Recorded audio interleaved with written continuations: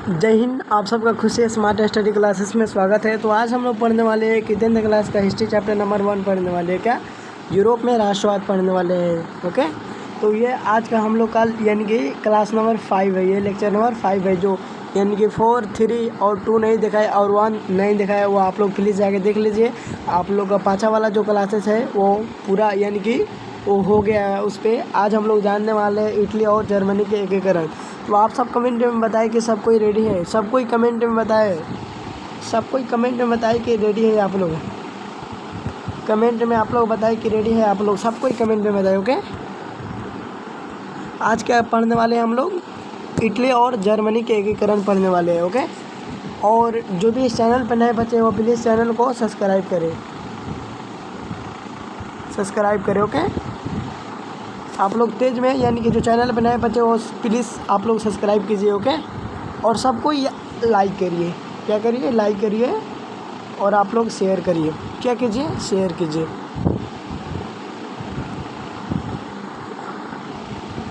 तेज में आप लोग शेयर कीजिए। आप लोग ओके, 10 सेकेंड आप लोग को टाइम दे रहा हूँ मैं। ओके, आप लोग तेज में कीजिए शेयर। ओके, चलिए, तो मेरा उम्मीद होगा कि आप लोग कर दिए होंगे। आज हम लोग क्या पढ़ने वाले यानी कि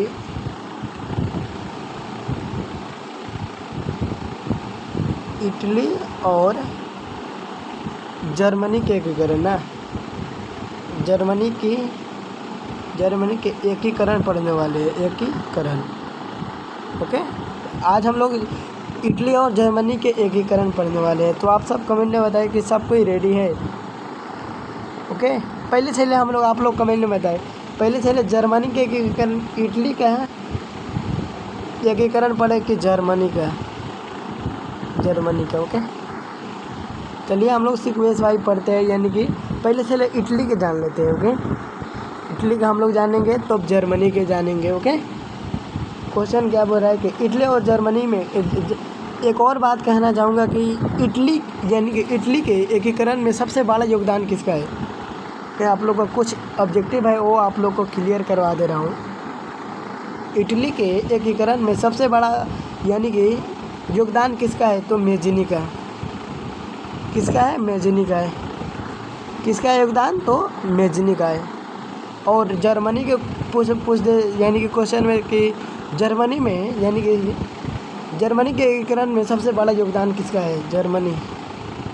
जर्मनी के एकीकरण में तो कौन होगा? बिस्मार्क होगा। ओके, हम लोग जान लेते हैं। आप लोग को वहीं पे हम लोग ऑब्जेक्टिव भी क्लियर करा देंगे आपको, और सब्जेक्टिव सब कुछ क्लियर होते जाएगा। ओके, अब हम लोग जानने वाले हैं इटली और जर्मनी के एकीकरण में ऑस्ट्रिया की क्या भूमिका थी, यानी कि क्या रोल थी। यानी कि जो इटली था और जर्मनी के एकीकरण में ऑस्ट्रिया की क्या रोल थी, भूमिका थी। ओके, तो हम लोग जानने वाले हैं। तो हम लोग यानी कि बोले हैं कि इटली और जर्मनी के एकीकरण में ऑस्ट्रिया का सबसे बड़ा बाधा थी, यानी कि क्या थी? बाधा थी। यानी कि चूँकि एकीकरण के पीछे राष्ट्रवाद का हाथ था, यानी कि एकीकरण के पीछे राष्ट्रवाद का हाथ था। ऑस्ट्रिया का चांसलर मेटरनिक, चांसलर के मतलब क्या होता है? यानी कि चांसलर का मतलब क्या होता है? सब कोई कमेंट में बताए। चांसलर का मतलब यही होता है कि प्रधानमंत्री होता है। क्या होता है? प्रधानमंत्री होता है। प्रधानमंत्री यानी कि तो बोल रहा है कि ऑस्ट्रिया का चांसलर यानी कि ऑस्ट्रिया का प्रधानमंत्री कौन था? मेटरनिक था। यानी कि मेटरनिक को कहा जाता है, जिसका कहना था कि किसी भी देश में शासन तो करो लेकिन जनता की भलाई ना करो। ये इतना यानी कि क्या बोलिए इसको, बहुत हरामी इंसान था ये जो चांसलर मेटरनिक था ना। गरीब को थोड़ा सा भी देखने नहीं चाहता था ये, ऐसा इंसान था वो। यानी कि बोलता था ये कि किसी भी राज्य या देश में शासन करो, बल्कि शासन तो करो बल्कि जनता के भलाई मत करो, ये बोलता था ये। कितना हरामी था आप लोग ये सोच सकते हैं। ये बहुत आगा इसके बारे में हम लोग और ही थोड़ा डिटेल से जानेंगे। इसके बारे में तो पाछा के वीडियो में ही हम लोग जान गए। तो ओके, तो बोल रहा है कि इटली और जर्मनी के एकीकरण में ऑस्ट्रिया सबसे बड़ा बाधा था, यानी कि बाधा रुकावट था। यानी कि जब इटली और जर्मनी के एकीकरण में सबसे बाधा यानी कि रुकावट था ना, यानी कि रुकावट कर रहा था तो कौन? तो ऑस्ट्रिया था। क्योंकि एकीकरण के पीछे राष्ट्रवाद का हाथ था। राष्ट्रवाद हम यानी कि राष्ट्रवाद किसको बोला जाता है? आप सब कमेंट में बताएं। यानी कि राष्ट्रवाद किसको बोला जाता है, आप सब कमेंट में बताएंगे। ओके, एकीकरण का मतलब यही होता है कि अशुद्धियाँ जो होता है ना, यानी कि गलत चीज़ों को, एकीकरण का मतलब होता है जैसे में हम लोग जाने थे जर्मनी कितना यानी कि छोटे छोटे टुकड़े में यानी कि बटा हुआ था, सब कोई कमेंट में बताएंगे। आगा जो एकीकरण का मतलब है ना, आगा हम बताएंगे। ओके, अभी हमारे ये अभी टॉपिक नहीं है। ओके, यानी कि जर्मनी और यानी कि इटली कितने छोटे छोटे यानी टुकड़े में बटा हुआ था, सब कोई कमेंट में बताएंगे। ओके, कमेंट में बताएंगे। ओके, चलिए तो हम इसको जानते हैं क्या, यानी कि बाधा कौन था, तो ऑस्ट्रिया था। ऑस्ट्रिया, देखिए ऑस्ट्रिया और ऑस्ट्रेलिया में बहुत अंतर है। ऑस्ट्रिया एक देश है और एक ऑस्ट्रेलिया है ना, वो भी देश है। यानी कि ये ऑस्ट्रिया और ऑस्ट्रेलिया में अंतर आप लोगों को समझ में आना चाहिए। ओके, एकीकरण के पीछे राष्ट्रवाद का यानी कि हाथ था। राष्ट्रवाद किसको बोला जाता है, वैसा इंसान जो अपने देश के लिए विकास करता है उसे राष्ट्रवाद कहते हैं, या यानी कि अपने देश के प्रति प्रेम करना ही राष्ट्रवाद कहलाता है। ओके, बहुत सा परिभाषा है, आप अपना मन से भी जोड़ के लिख सकते हैं। आगे ऑस्ट्रिया के चांसलर मेटरनिक को कहा जाता है। यानी कि ऑस्ट्रिया के चांसलर कौन है, तो मेटरनिक है, जिसका कहना था कि किसी भी देश में शासन तो करो लेकिन जनता की भलाई ना करो। कितना देखिए कितना यानी कि खराब इंसान था, यानी कि जनता पे शासन करो लेकिन उसका भलाई नहीं करना है। कितना देखिए आप लोग, जनता पे शासन करो मगर भलाई ना करो, या कैसा इंसान था वो। वैसा इंसान को कभी भी राजा नहीं बनना चाहिए। वही ना, तो हटा नहीं दिया राष्ट्रवाद इंसान, जिसके पास यानी कि राष्ट्रवादी जो इंसान था उसको हटा दिया उसको। इटली और जर्मनी के एकीकरण में नेपोलियन के क्या योगदान है, यानी कि बोल रहा है कि इटली और यानी कि जर्मनी में नेपोलियन का क्या योगदान है। हम आप लोग से एक क्वेश्चन पूछे थे, आप लोग बताएंगे। ओके, इटली और जर्मनी के एकीकरण में नेपोलियन का अहम योगदान रहा था। इन्होंने इटली और जर्मनी को भौगोलिक परिधियों से बाहर निकाल कर यानी कि बाहर कर वास्तविक सत्ता यानी कि सत्ता दिलाने का कार्य किया। फ्रांस की क्रांति ने राष्ट्रवादी के सिद्धांत को जन्म दिया, यानी कि राष्ट्रवादी के सिद्धांत को जन्म दिया। यानी कि 300 छोटे छोटे राज्यों को केवल 33 राज्यों में परिवर्तन कर दिया तथा यानी कि 1806 ईस्वी में जर्मनी राइन संघ की स्थापना की। क्या यानी कि जर्मनी कितने यानी कि छोटे यानी कि टुकड़े में था, कितने छोटे छोटे टुकड़ों में, तो 300। ओके, पूछे थे क्वेश्चन। ओके, यानी कि यही इसमें यह बोल रहा है कि नेपोलियन के योगदान क्या है, यही इसमें ये क्वेश्चन पूछा है। ओके, तो आप लोग को याद रखना, 1806 ईस्वी में जर्मन राइन संघ की स्थापना की गई। कब की गई जर्मन राइन संघ की स्थापना, सब कोई कमेंट में बताइए। यानी कि जर्मन राइन संघ की स्थापना कब की गई, सब कोई कमेंट में बताएंगे। तो 1806 ईस्वी में की गई। ओके, आगे अब हम लोग जान लेते हैं। अब हम लोग बिस्मार्क के बारे में जानते हैं। महान व्यक्ति, बहुत डेंजर राजा थे ये, जो बिस्मार्क थे बहुत डेंजर थे। बिस्मार्क यानी कि जर्मनी के मसीहा बोला जाता है इसको, बिस्मार्क को, और इटली का मसीहा मेजनी को बोला जाता है। यानी कि क्वेश्चन अगर पूछ सकता है कि जर्मनी के एकीकरण में सबसे बड़ा योगदान किसका है, तो आप लोग मारेंगे बिस्मार्क। Okay, Bismarck. और इटली का बोलेगा तो आप लोग मारेंगे मेजनी। ओके, चलिए इसको कट कर रहे हैं। मैं आगे बोल रहा है कि बिस्मार्क कौन है, यानी कि बिस्मार्क है वो कौन है, बिस्मार्क जिस इंसान का नाम है वो कौन है। वो उत्तर में है कि यह एक सफल कूटनीतिक, देखिए ऑप्शन में आएगा कि बिस्मार्क कैसा इंसान था, तो सफल कूटनीतिक था। ओके, जो हीगेल के विचारों के प्रभावित था। क्या हीगेल के विचारों के प्रभावित था। यह राजतंत्र निरंकुश, कट्टरवादी तथा उदारवादी आदि का समर्थ यानी कि था। इसने जर्मनी के एकीकरण के लिए विशाल सेना संगठन को यानी कि इंग्लिश में क्या बोला जाता है, कमेंट में बताइए आप लोग। संगठन किया। पर्सा का शासक है विलियम प्रथम। या आप लोग पर्सा का शासक कौन, विलियम प्रथम यानी प्रथम यह जानता था कि जब तक कि फ्रांस और ऑस्ट्रिया को पूरे तरह पराजित नहीं कर दिया जाता तब तक जर्मनी का एकीकरण नहीं होगा और यह काम बिस्मार्क ही कर सकता है। कौन ही कर सकता है, कौन बोलता था? तो विलियम प्रथम। और संगठन का मतलब क्या होता है आप लोग कमेंट में बताएंगे। ऑर्गेनाइजेशन होता है इंग्लिश में। ओके, अब जान लेते हैं हम लोग क्या जर्मनी के एकीकरण में बिस्मार्क का क्या क्या योगदान है।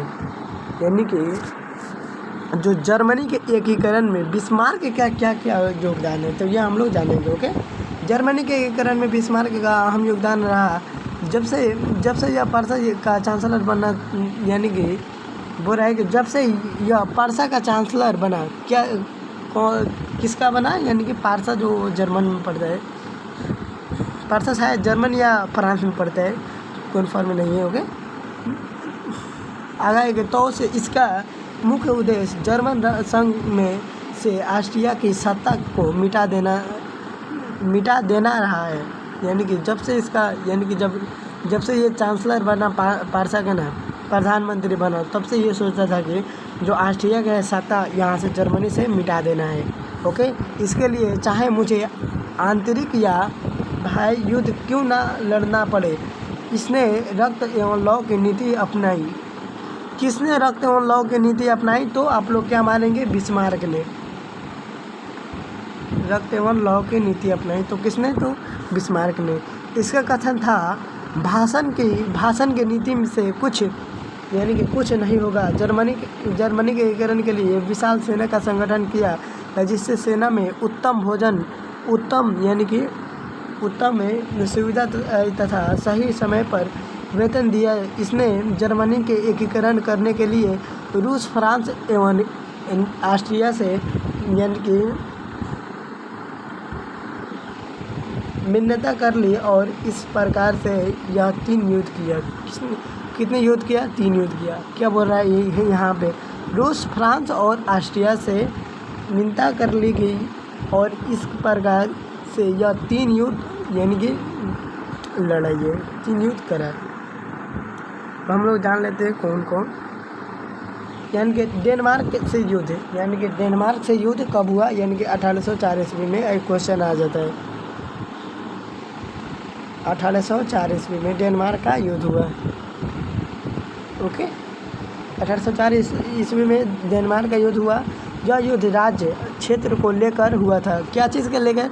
यानी कि राज्य क्षेत्र यानी कि एरिया, क्षेत्र माने एरिया के लिए यानी कि ये युद्ध हुआ था, जिसमें बिस्मार्क ने ऑस्ट्रिया के साथ मिलकर किया था। इससे पारसा को सेल्साविंग तथा ऑस्ट्रिया को हेल्स्टिंग मिलेगी। ओके, अगर क्या है कि ऑस्ट्रिया से युद्ध अब ऑस्ट्रिया से भी युद्ध किया। जो बिस्मार्क था ना, ऑस्ट्रिया से भी युद्ध किया। देखिए कितना डेंजर आदमी।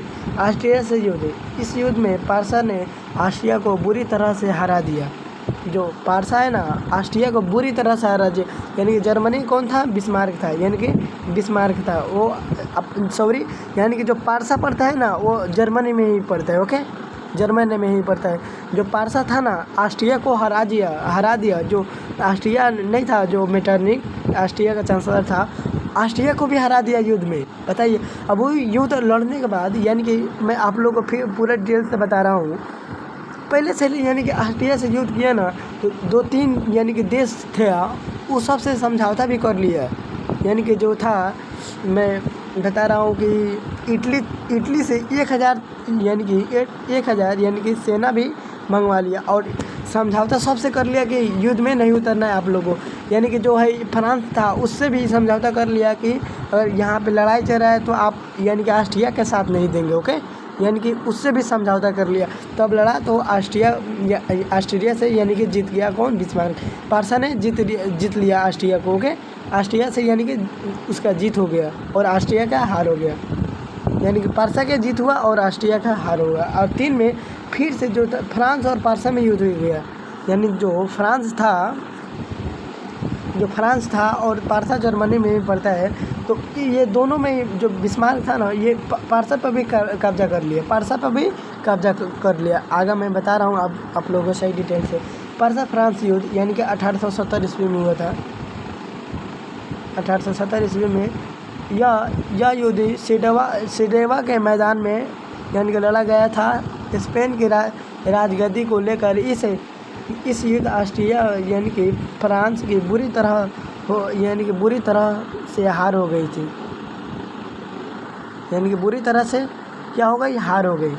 फ्रांस और ऑस्ट्रिया की बुरी तरह से हार हो गई और अंततः बिस्मार्क ने पूरे यूरोप के मानचित्र को बदल कर रख दिया। जो बिस्मार्क था पूरा यूरोप के मानचित्र को ही बदल के रख दिया वो। यानी कि पहले समझौता कर लिया यानी कि फ्रांस से कि फ्रांस तुम यानी कि हम पहले से यानी दूसरे साल युद्ध लड़ा तो यानी कि अगर ऑस्ट्रिया से हम लड़ रहे तो तुम ऑस्ट्रिया के साथ ना देना। फिर से ऑस्ट्रिया यानी कि फ्रांस पर ही कब्जा कर लिया। फिर से फ्रांस पे कब्जा करने के बाद जो यानी कि जो 4 राज्य है वो किसको दे दिया, यानी कि दे दिया ये फिर से इटली के भी दे दिया। यानी कि भाई हमारे युद्ध में तुम मदद किए हो, सेना इतना भेजा था, यानी कि लीजिए मैं आप लोग को ये गिफ्ट में दे रहा हूँ इतना, यानी कि राज्यों के ऐसे करके दे दिया हो। अब हम लोग जान लेते हैं रक्त और लौ की नीति से आप क्या समझते हैं। ओके, यानी कि रक्त और लौ की नीति से आप क्या समझते हैं ये हम लोग जानने वाले थे। यानी कि रक्त एवं लौ की नीति का प्रतिपादन बिस्मार्क ने किया। किसने किया? बिस्मार्क ने किया। प्रतिपादन किसने किया? तो बिस्मार्क ने किया। ये कहाँ के था? तो जर्मनी के था। यह पर्सा का चांसलर यानी कि 1862 ईस्वी में बना था। 1862 ईस्वी में किस यानी कि कहाँ का यानी कि कहाँ के चांसलर बना था? यानी कि प्रधानमंत्री तो पर्सा का बना था। यानी कि इसका कहना था कि भाषण से कुछ नहीं होगा बल्कि जर्मनी और इटली के एकीकरण के लिए विशाल सेना का संगठन होगा। यानी कि बोल रहा है कि भाषण देने से कुछ नहीं होगा, यानी कि जर्मनी और यानी कि इटली के यानी कि एकीकरण के लिए यानी कि विशाल सेना का संगठन ऑर्गेनाइजेशन बनाना पड़ेगा। ये कौन सोचता था? यानी कि बनाना चाहता था, यानी कि बिस्मार्क ने बनाया। ओके, देखिए अब जानेंगे काउंट काबूर कौन था। काउंट काबूर कौन था? ओके, आगे बोल रहा है उत्तर में यह एक सफल कूटनीतिक यानी कि काउंट काबूर कैसा था? इंसान था सफल कूटनीतिक एवं राष्ट्रवादी व्यक्ति था वो, जो निरंकुशवादी का पक्का विरोधी था। यानी कि निरंकुशवादी नहीं बोल रहा जाता है, यानी कि राज्य या देश पे यानी कि शासन करो, यानी कि जनता के भलाई ना करो। ऐसा ही इंसान ना, जो ऐसा राजा था ना उसका विरोध करता था ये, यानी कि उसके खिलाफ बात बोलता था। अगर बोल रहा है कि यह जानता था कि इटली के एकीकरण की सबसे बड़ा बाधा ऑस्ट्रिया है। यानी कि जो काउंट काबूर था ये जानता था कि इटली के एकीकरण के लिए यानी कि इटली और जर्मनी के एकीकरण के लिए यानी कि बहुत बाधा है। जो कौन सा देश है? वो ऑस्ट्रिया है। अतः ऑस्ट्रिया को हराने के लिए इसने फ्रांस से दोस्ती कर ली। यानी कि ऑस्ट्रिया को हराने के लिए फ्रांस से भी दोस्ती कर ली। ये इटली और जर्मनी के क्षेत्रों में विकास करना चाहते थे। यानी कि जो इटली वाला देश है, इटली देश और जो इटली और जर्मनी की जो है ना उसमें ये विकास करना चाहते थे। लेकिन इस प्रकार इटली की समस्या को इन्होंने एक अंतर्राष्ट्रीय समस्या बना दी। जो इटली है ना उसका यानी कि समस्या जो इंटरनेशनल अंतर्राष्ट्रीय यानी कि इंटरनेशनल समस्या बना दी। इंटरनेशनल हो गए। अब हम लोग जान लेते हैं कि इटली के 3 विभक्ति यानी कि कौन था। यानी कि अब हम लोग जान लेते हैं कि इटली के 3 महान व्यक्ति कौन था। हम लोग पहले से लेता आएगा मेजनी के लिए आत्मा, मेजनी को हम लोग आत्मा भी बोल सकते हैं। यानी कि इटली का यानी कि आत्मा, कुर के लिए बुद्धि, और गौरीबाल्डी ये एक मेजनी, गौरीबाल्डी और 3 हो जाएगा अपवाद में विक्टर के लिए पूरा यानी कि विक्टर हो जाएगा। ओके, अब हम लोग जान लेते हैं कि गौरीबाल्डी के कार्य को लिखे। गौरीबाल्डी के कार्य के लिखे यानी कि काम को लिखे। तो बोला है तो हम लोग लिखे हैं कि 1860 ईस्वी तक यानी कि इटली एक संगठित यानी कि क्षेत्र यानी कि बन चुका था। लेकिन इटली के कुछ क्षेत्र जैसे सिसिली नेपल्स के क्षेत्र पर जोश खरोश से जोश खरोश के साथ यानी कि अधिकार करने का प्रयास करता है। यह पेशे से नाविक था, यानी कि जो गौरीबाल्डी था वो पेशे से क्या था, यानी कि नाविक था, वो नाविक था। ओके, पेशे से क्या था, पेशे से नाविक था। जब एक सैनिक ने इसके लिए यानी कि तलवार शब्द का प्रयोग किया है, यह मेजने का समर्थ था, यानी कि समर्थ साथ देता था ये, यानी कि मेजनी का बातचीत में रहता था। मेजनी के सपने को पूरा, यानी कि मेजनी के जो सपना था ना, पूरा करना चाहता था कौन, तो गौरीबाल्डी। इन्होंने अपनी सेना के काम पर लाल कुर्ता का गठन किया। कैसा कुर्ता का गठन किया, तो लाल कुर्ता, ऐसे करके एग्जाम में आता है। गौरीबाल्डी कैसा, यानी कि सेना का गठन किया, तो लाल कुर्ता। ओके, इसने यानी कि 1862 ईस्वी में रोम पर, जो रोम पर आक्रमण कर दिया, यानी कि रोम है ना, उस पर भी यह आक्रमण कर दिया गौरीबाल्डी। और इसका विरोध काउंट काबूर ने किया। काउंट काबूर पाछा हम पढ़ा दिए, आप लोग पाछा वाला वीडियो देखेंगे तो समझ में आएगा काउंट काबूर कौन था। ओके, अपना जीता हुआ सारा क्षेत्र विक्टर इमैनुअल, यानी कि विक्टर इमैनुअल ने लिखा है, विक्टर इमैनुअल भी बोल सकते हैं, विक्टर इमैनुअल को सौंप दिया। ओके, जो इटली का शासक था और खुद एक साधारण किसान के रूप में जीवन बिताने लगे। यानी इतना काम करने के बावजूद भी वो पूरा जो था ना, सब कुछ सौंप दिया किसको, विक्टर इमैनुअल को। और फिर से अपना साधारण, यानी कि इंसान के, आम आदमी जैसा अपना जीवन, यानी कि गुजारने लगा, किसान के रूप में जीवन बिताने लगा वो। अब हम लोग जान लेते हैं क्या, विलियम प्रथम और वगैरह, यानी कि विलियम प्रथम के वगैरह, यानी कि जर्मनी का एकीकरण के बिस्मार्क के लिए असंभव था कैसे। कमेंट में बताइए लोग, आप लोग कैसे था। यानी कि आज का हम लोग क्लास अब ये, यानी कि ये लास्ट है। आप लोग यानी विलियम प्रथम के वगैरह जर्मनी का एकीकरण बिस्मार्क के लिए असंभव था कैसे। यानी कि जाहिल तथ्य, जर्मनी के एकीकरण का मूल मंत्र साम्राज्यवादी महत्वाकांक्षी था। इसके लिए सुरक्षा गया मांगे विशाल, यानी कि मांगे विशाल सेना का गठन था तथा रक्त एवं लौ की नीति, यानी कि रक्त एवं लौ की नीति कौन लिया था, यानी कि वो बिस्मार्क लिया था। विलियम प्रथम यह जानता था कि जर्मनी के एकीकरण के लिए पर्सा ऑस्ट्रिया को पूरी तरह से पराजित करना होगा। यानी कि विलियम प्रथम यह जानता था कि जर्मनी के एकीकरण के लिए फ्रांस और ऑस्ट्रिया को पूरी तरह से पराजित करना होगा। यानी कि आगे क्या है कि इस काम को बिस्मार्क ही कर सकता है, यानी कि इस काम को बिस्मार्क ही कर सकता है, ये सोचता था कौन, विलियम प्रथम। ओके, अतः पर्सा में सैनिक शक्ति बढ़ाने के लिए एक आयोजन का निर्माण किया, परंतु सैनिक के खर्च को लेकर संसद में, यानी कि विवाद उठ गया। इस समस्या को हल करने के लिए विलियम प्रथम ने बिस्मार्क को बर्लिन बुलाया और भरपूर सहयोग किया, और इस प्रकार से जर्मनी के एकीकरण के सपनों को पूरा कर दिया। यानी कि जो जर्मनी के एकीकरण था ना, वो पूरा हो गया, किसका, बिस्मार्क का। ओके, किसने, बर्लिन ने बोला, किसने बुलाया, तो बर्लिन ने बुलाया। ओके, तो आप लोग का क्लास जो है खत्म हो गया।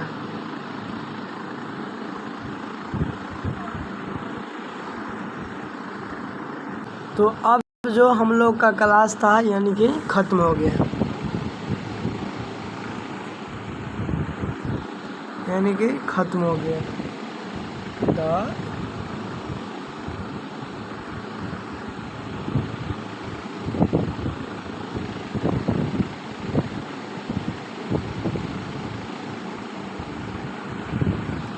यानी कि आज का हम लोग क्लास, यानी कि ख़त्म हो गया। ओके, अब हम लोग, यानी कि चैप्टर नंबर 1 तो हम लोग का, यानी कि समाप्त हो गया, और ऑब्जेक्टिव है तो ऑब्जेक्टिव हो जाएगा। ओके, तो अब हम लोग, यानी कि अब हम लोग का ये हिस्ट्री में चैप्टर, यानी कि 4 होगा। ओके, यानी कि भारत में राष्ट्रवाद, बहुत ही बेहतरीन चैप्टर है। भारत में राष्ट्रवाद पढ़ेंगे, भारत में राष्ट्रवाद पढ़ने वाले हैं। ओके, तो आप सब कमेंट में बताइए कि यानी कि अगला चैप्टर यानी कि भारत में राष्ट्रवाद हो कि हिंद चीन में राष्ट्रवाद, क्या कौन सा चैप्टर हो, चैप्टर नंबर 2 हो कि 3 हो कि 4 हो कि 5 हो, कौन हो, सब कोई कमेंट में आप लोग बताएंगे। ओके, और आप लोग का यानी कि मैथ का भी क्लास चल रहा है। ओके, जो मैथ का क्लास है ना आप लोग का, मैथ का क्लास 10 बजे से चल रहा है, 10 AM से चल रहा है। ओके, और जो यानी कि नॉन हिंदी है वो भी चल रहा है आप लोग को। नॉन हिंदी का जो क्लासेस है वो 8 बजे से चल रहा है, 8 PM से। ओके, 8 PM से। और साइंस का क्लास है वो चल रहा है, यानी कि जो साइंस यानी कि बायोलॉजी का क्लास है ना, जीव विज्ञान,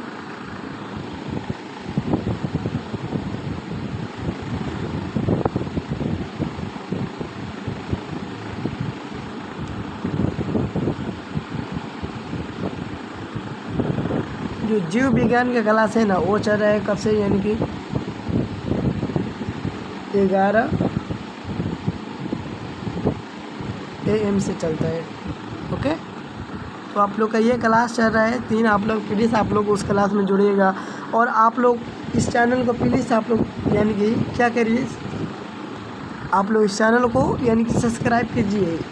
खाली वीडियो आप लोग देखते हैं, सब्सक्राइब नहीं करते, सब्सक्राइब भी कीजिए आप लोग, सब्सक्राइब करें। ओके, और सब कोई लाइक करें। ओके, लाइक करें आप लोग, और आप लोग का जितना भी दम होगा ना उतना, यानी कि आप लोग का जितना भी पहचान होगा उतना ही आप लोग शेयर कर सकते हैं इस वीडियो को। ओके, शेयर करें, और आप लोग अपना DP भी लगाएं। ओके, और यानी कि आप लोग का PDF लेना होगा तो 91 22 8 99 423 पे कॉल करेंगे ना, तो आप लोग को PDF भी दे दिया जाएगा। ओके, भेज दिया जाएगा, व्हाट्सअप करेंगे या कॉल करेंगे। तो चलिए अब हम लोग मिलते हैं नेक्स्ट वीडियो में, तब तक के लिए जय हिंद।